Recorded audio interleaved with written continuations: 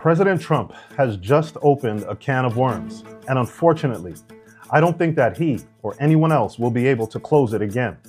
If you didn't know, the president recently called for a day of Sabbath rest for Jews, and really, he seemed to make this call for all people and communities to take a day of rest as well, a day of reflection.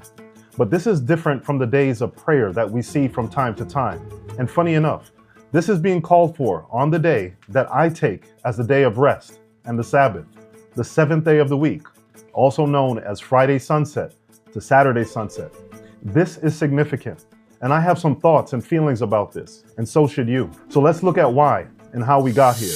You can find the presidential proclamation on the White House website, where it highlights National Jewish Month. It says, "Throughout this historic year, we rejoice in the triumph of the American spirit and rededicate ourselves to the cause of liberty and justice for all. In special honor of 250 glorious years of American independence, and on the weekend of Rededicate 250, a national jubilee of prayer, praise, and thanksgiving, Jewish Americans are encouraged to observe a national Sabbath from sundown on May 15th to nightfall on May 16th. Friends, families, and communities of all backgrounds may come together in gratitude for our great nation. This day will recognize the sacred Jewish tradition of setting aside time for rest, reflection, and gratitude to the Almighty." I hope you're seeing this. There's a connection being made between the nation and faith. Please, please, please keep this in mind as we move forward. The proclamation also states, "I further call on all Americans to celebrate their faith and freedom throughout this year, during this month, and especially on Shabbat, to celebrate our 250th year. It doesn't matter if you're atheist, agnostic, Buddhist, Muslim, Jewish, or Christian. If you truly value the separation of church and state, you need to be concerned about this. In recent months, there's been a buildup to the 250-year anniversary of the independence of the United States, which is absolutely fine, as governments all around the world have always celebrated their years of independence. However, there has been an undercurrent that is sweeping people away into a false euphoria about God and his relation to the United States. This undercurrent is the linking of God and country, which has taken on a life of its own with the connection that Donald Trump has made to declare May 17th, not just as a national day of prayer, but also as a day of rededicating the country to God. And not just any God, not God in an ambiguous way, but specifically the Judeo-Christian God, which I happen to believe in.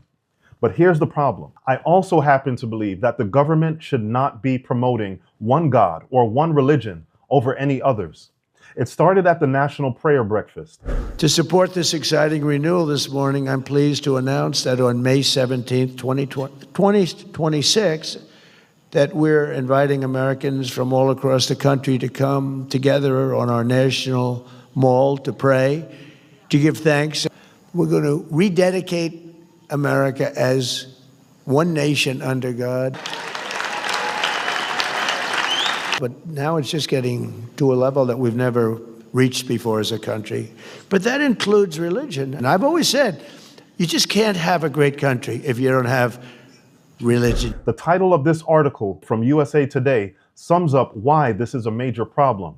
Trump's national prayer event largely features Christian leaders. A national prayer event meant to unite the country will largely reflect just one faith. President Donald Trump's May 17th National Jubilee of Prayer, Praise, and Thanksgiving on the National Mall is designed to gather a broad assembly of voices united by a love of God and country. According to a May 1st release, the National Mall will be the scene of a historic gathering as Americans of every background across the country prepare for the nation's 250th birthday with scripture, testimony, prayer, and rededication of our country as one nation to God. Trump's involvement in this religious push was made even more clear with the Bible reading from 2 Chronicles, connecting the prosperity of a nation back to God. Take a look for yourself. Thus Solomon finished the house of the Lord and the king's house, and all that came into Solomon's heart to make in the house of the Lord, and in his own house he prosperously effected. If my people, which are called by my name, shall humble themselves and pray and seek my face and turn from their wicked ways, then will I hear from heaven and will forgive their sin and will heal their land. He read this to help promote the recent Reading Through the Bible campaign that so many are taking part in. And while I believe reading the Bible is good, the promotion of these things from the presidential office shows the reality that the unity of church and state is becoming more and more apparent. And Americans are more than comfortable with this direction, which is very troubling to say the least. Take a look at this statement from a rabbi from the Israel Heritage Foundation. How beautiful, how moving, how deeply healing it is to witness the opposite today. To see you, the President of the United States, not only defend religious freedom, but also encourage the observance of Shabbos, to declare before the nation that faith matters, that Shabbos matters. So here's where I stand on all of this. As a Sabbath keeper, I am morally opposed to this preferential treatment, whether or not it's being promoted on the day that I believe to be the correct day of worship. Those who truly believe in the separation of church and state will use their voice and their pen to speak out against any move that places one religion over another, whether or not it's their preferred religion. Here's why this principle matters so much. The concept of the separation of church and state is so important because all true Christians will understand that God is a God of freedom. And while some may show religious preference through the government, this is not something that God endorses. This is because I truly believe that a democratic government has no business getting involved in the promotion of religion. Here we have a president that is on the record as openly saying that sometimes we need to forget about that principle. They say separation between church and state, they told me. I said, all right, let's forget about that for one time. We said, really, the separation? I don't know. Is that a good thing or a bad thing? I'm not sure. But whether there's separation or not, you guys are in the White House where you should be. Many would argue that Congress is not passing a law here, that they're not prohibiting the free exercise of religion. What's the big deal? Stop making a mountain out of a molehill. But the fact of the matter is that this is a mountain. This is huge because the history of humanity declares that man never stops. Once religion takes over a government, once a religion is selected as the de facto religion of the state, it always ends with the majority persecuting the minority. The fact that Christians and Jews are the ones being favored speaks volumes. This is not a situation where people are being encouraged to practice their faith in general. Not so. This is a situation where only the Jewish and Christian faiths are being favored and highlighted. And here's the part that really troubles me. Take a look at this short clip. Friday is for Muslims, Saturday for Jews, Sunday for Christians. Take your day. Take your day. Okay. Think about it. What about the Muslim? What about the Hindu? What about the other faiths and people groups in the United States? Where's their day? As a Christian, while I certainly do not believe that the other faiths are the true faiths, nonetheless, that doesn't matter. There should be no special preferences for any faith. And once this preferential can of worms is opened, it will not get closed. You see, Christians believe that the Sabbath of the Jews is Saturday and the Sabbath of the Christians is Sunday, and that you can pick your Sabbath. I happen to disagree with that. I believe that the Bible has defined the Sabbath as the seventh day, and that has not changed. But here's the point that I really want you to focus on. If Trump is calling for a Sabbath rest for one set of people, I can assure you that eventually Christians will be in his ear saying, Where is our day? We want our day of rest as well. And that day will be Sunday. This type of preferential religious treatment is exactly what will lead to the enforcement of the mark of the beast. We covered a lot of this in our series, Labor Pains, where we highlighted the historical and present day movements to achieve this goal. I really suggest you take a look at that if you haven't seen it. It's becoming more and more clear to me that people don't understand what the separation of church and state really means. It's becoming even more clear to me that people don't understand what religious freedom really means. With all of the talk of religious freedom, it seems as though people only want religious freedom when it agrees with their religion. And this is exactly where prophecy told us that this would go. Part of the reason this is troubling is because the leading voices of Christian nationalism, who believe that the United States should be officially declared a Christian nation, with some even going so far as to suggest that this should be a theocracy. And now Wilson's controversial views as a Christian nationalist are gaining sway in the nation's center of power with the recent opening of his new church and high-profile parishioners like Defense Secretary Pete Hegseth. Is planting a church in D.C. part of your mission to try to turn this into a Christian nation? Yes. So every society is theocratic. The only question is who's theo? In a secular democracy, it would be demos, the people. In a Christian republic, it'd be Christ. Well, what would you say to someone watching this and say, look, I'm a Muslim. Who are you to say your worldview is better than mine, that your God is better than mine? Well, if I went to Saudi Arabia, I would fully expect to live under their God's rules. We've already covered these moves in another video related to the Heritage Foundation and their calls for Sunday rest to be a part of America's next 250 years of greatness. Clearly, President Trump, much like Emperor Constantine during the days of early Christianity, is responding to these calls and making special accommodations for Christians and why Jews as well. That's because there are loud Christian voices who believe that Jews are to be treated as special because they believe that the nation of Israel must exist in order for Jesus to return. This political and religious ideology translates to many policies and initiatives being put in place by the state at the behest of the church. Whether it's encouraging Sunday rest, the so-called Jewish Shabbat, or even the Iran wars, what we're witnessing right now is not new. It's a repetition of what happened in early Christianity. And just like back then, it's coming in waves. In 313 AD, Constantine made special accommodations for the Christian church, granting clergy tax exemptions and civic privileges, the same kind of preferential treatment being offered today. By 321 AD, it escalated to the first civil Sunday law in history. Sunday was legislated as a national day of rest. By 325 AD, Constantine had become so entangled in church affairs that he personally presided over the Council of Nicaea, the same kind of entanglement we see today when the state takes up religious causes on the international stage, including, as I already said, the Iran wars.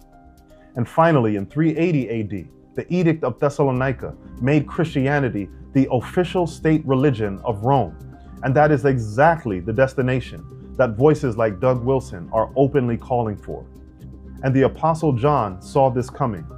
Revelation lays this out plainly in chapter 13 as it relates to the mark of the beast and the image of the beast. And if you don't understand what the image is, in essence, it's just Christianity today repeating what Christianity did in its early stages. Whether you understand this or not, this is a bold step in the direction of religious legislation. This indicates that legislators are more than willing to appease their constituency by calling for religious days of rest. Whether Saturday or Sunday, this has reached the point that it has gone way over the line. I know that some will say many presidents have called for national days of prayer in difficult times. However, when there is a directly attached religious practice for a specific holy day of a specific religion, then America, we most certainly have a problem. Revelation 13 and 14 outline something much deeper than the mark of the beast, which is forced worship. In addition to the mark of the beast, Revelation 13 and 14 also mention something referred to as the name of the beast. Going on in Revelation 14, it says, "And they have no rest day or night, who worship the beast and his image, and whosoever receiveth the mark of his name." And so we have two things: the image of the beast, which, as I said, is when church and state combine as it did in early Christianity, and also the name of the beast, which is the character of the beast. And all that is the mentality that we have the right to control or compel others to practice our chosen religion. Unfortunately, we know where this is headed. It's nothing more than history repeating itself from early Christianity, leading into and during the Dark Ages, which saw the church gaining more and more political power and eventually completely uniting church and state. Revelation 13 prophesies that this will indeed happen again, and the reckless abandon with which religious leaders and religious adherents are either supporting or remaining silent about these movements speaks to the reality of the direction that this country is taking. And that direction is not going to lead to a good place. Most Christians don't understand this. However, there are some that do, including other Sabbath keepers that have also been sharing their concerns about these movements. This is why I am so relieved to be a part of a Christian denomination that understands the importance of the separation of church and state. And unfortunately, there are not many of these kinds of denominations to go around. But despite this belief, even people of my faith, including myself, have made the mistake of focusing solely on Sunday laws without fully addressing the underlying issue, which is that God does not force the conscience, and that he does not use the government to do his job, and that any attempt to do so, whether or not it agrees with my faith, is contrary to the will of God. This is why getting this message out matters now more than ever. This topic is so important that by popular demand, we've started to translate these messages into other languages. So please, check the option below on the video to see the other languages that are available, and please share them with others of every nation, kindred, language, and people. It's so important that we understand the issues at hand and use our voices to speak up before things really go off the rails and the image to the Holy Roman Empire takes root. Soon enough, there will be calls for legislators to implement a day of rest and worship for all people. And this call today shows the willingness of leaders and citizens to embrace these kinds of calls. Please take the time to study these issues for yourself, as everything you're getting from me is just secondhand. And if you want to understand these topics in more detail, please take a look at the other videos on this channel, as each one is a self-contained mini documentary to help you understand these issues. And if you really want to dig deeper into these topics, to understand the true faith, who the true God is, and these prophetic movements, then please consider picking up one of our books that covers these topics. And by God's grace, I promise you that you will not be disappointed and you will be enlightened. President Trump has opened a can of worms, and unfortunately, I don't think anybody's going to close it. These movements are going to lead to forced worship. But please remember that God is a God of freedom. He does not force and he does not compel. He simply shows us his love and then asks us to choose him. And I pray that what he has revealed to us about his character will be enough for you and I to choose him freely. God bless.